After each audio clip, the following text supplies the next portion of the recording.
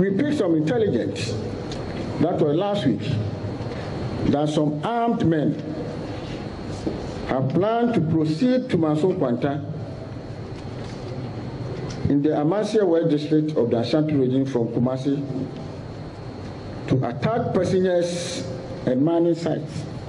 Our further intelligence gathered indicated that it was the same group that attacked a commercial sprinter bus and killed the police officer and wounded one other on Wednesday, 11 July 2018.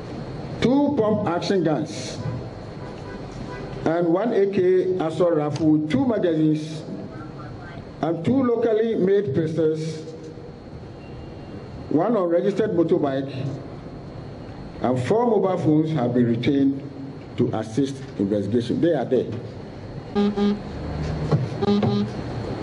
Articulate, isn't he? Well, he's lying through his teeth. His name is DCOP Akwesi Mensah Duku, and he used to be the Ashanti Regional Police Commander.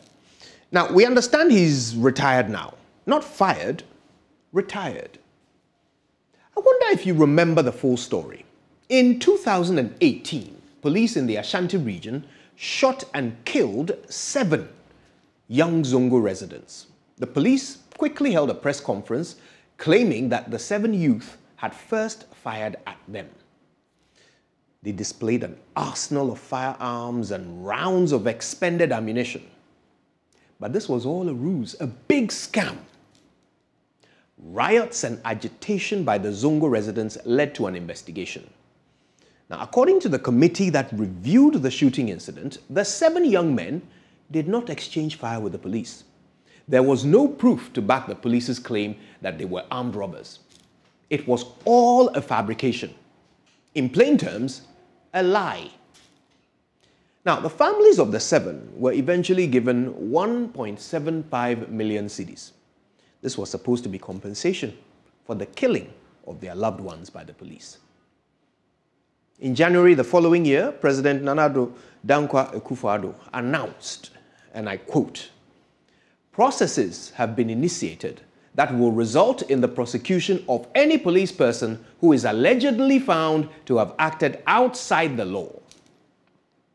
To this day, the 21 police officers who were interdicted in the death of the 7 Zongo youth have not been prosecuted, even though this was a specific recommendation by the committee.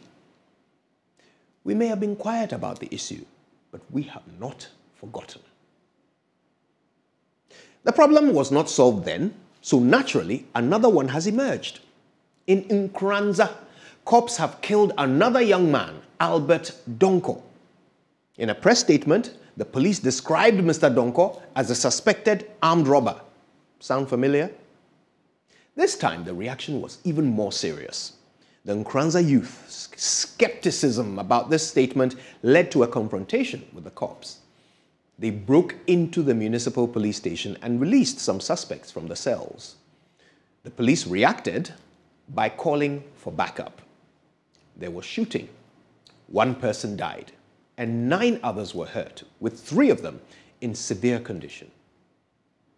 The Police Professional Standards Bureau is looking into the matter, and we at Joy News have a problem with this, because the police should not be investigating themselves.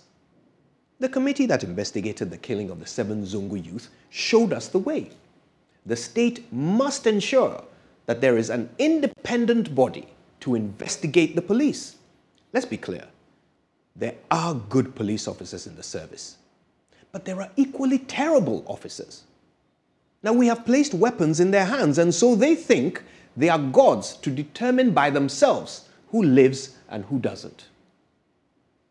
Mr. IGP, we praised you when we saw some positive changes in the police service. But these your men are out of control. A young girl in Bolgatanga has been hospitalized. I'll tell you why. A bullet is lodged in her buttocks because your men shot at the motorbike she was riding pillion on when the rider refused to stop. Is it standard procedure to fire at people because they refuse to obey a police command? Mr. IGP, we at Joy News are not against the police. We love the police, but we are against brutalities. We call on the Interior Ministry to establish a fact-finding committee to investigate these cases. The investigation will not bring back the dead, but at least it might give their families justice.